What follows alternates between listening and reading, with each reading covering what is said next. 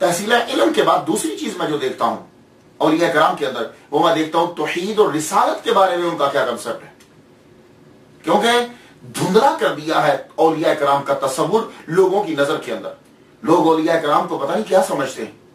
میرا جو متوہ نظر ہے، جو میں نے یہ سلسلہ شروع کیا ہے، اور میں امید کرتا ہوں کہ آپ لوگ میرے ساتھ تعامل کرو گے، کیونکہ اس کے اندر کسی کو کوئی لالچ نہیں ہے. اللہ کی رضا کی خاطر ہم اولیاء کی سیرت کو دوسروں تک پہنچا رہے ہیں. توحید اور رسالت دوسرا عنوان میں لیتا ہوں ان کی زندگی سے. اب ابو الحسن خرقانی رحمۃ اللہ علیہ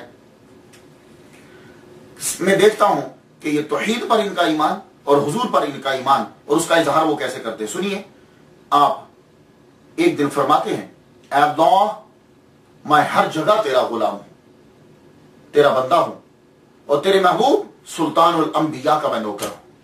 دونوں چیزیں آ گئی، دونوں چیزیں آ گئی. اللہ تعالیٰ کو کہہ رہے ہیں کہ میں تیرا بندہ، اور حضور سے کہہ رہے ہیں کہ میں آپ کا نوکر. اور پھر ایک جگہ فرمایا ہر شے کی انتہا ہے، ہر شے کی انتہا ہے. بعض جگہ کہ مجھے ہر شے کی انتہا معلوم ہو گئی، لیکن حضور صلی اللہ علیہ وآلہ وسلم کے مدارج کی کوئی انتہا نہیں. یہاں وہ تسلیم کر گئے کہ محمد مصطفیٰ صلی اللہ علیہ وسلم سب سے افضل ہے.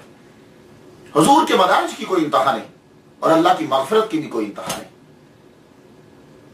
تو یہاں خدا تعالیٰ کو غفور و رحیم تسلیم کر لیا.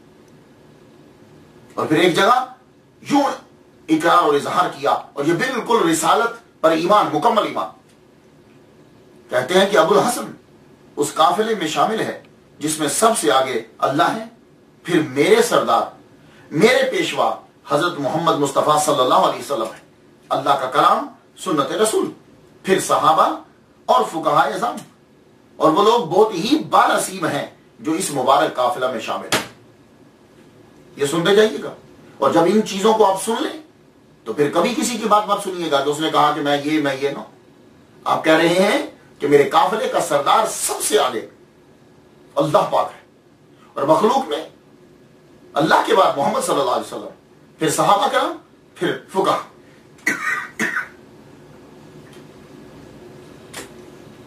تو اس سے معلوم ہوا کہ آپ کا صحابہ پر بھی یقین، توحید اور رسالت. اور ایک دن فرمایا آپ نے، نہ میرا جسم ہے، نہ دل، نہ زبان، میری ان تینوں چیزوں میں اللہ ہی اللہ ہے.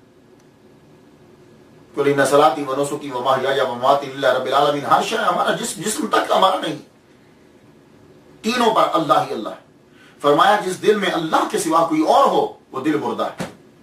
یہاں سے پتا چلا کہ وہ فنا فی توحید ہے.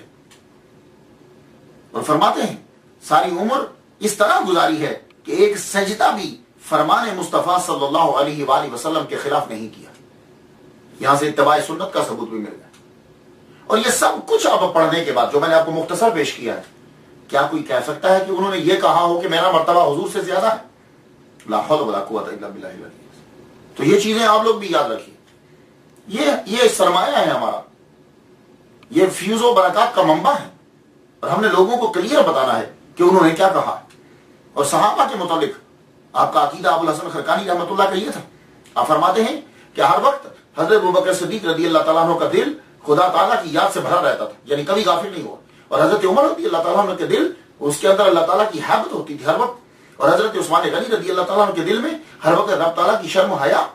اور حضرت مولا علی رضی اللہ تعالیٰ عنہ کوئی ایسا لمحہ نہیں کہ جب انہوں نے اللہ تعالیٰ کے نور کا مشاہدہ نہ کیا. لو یہ انہوں نے چاروں صحابہ پر اپنے ایمان کو واضح کر دیا. اللہ تعالیٰ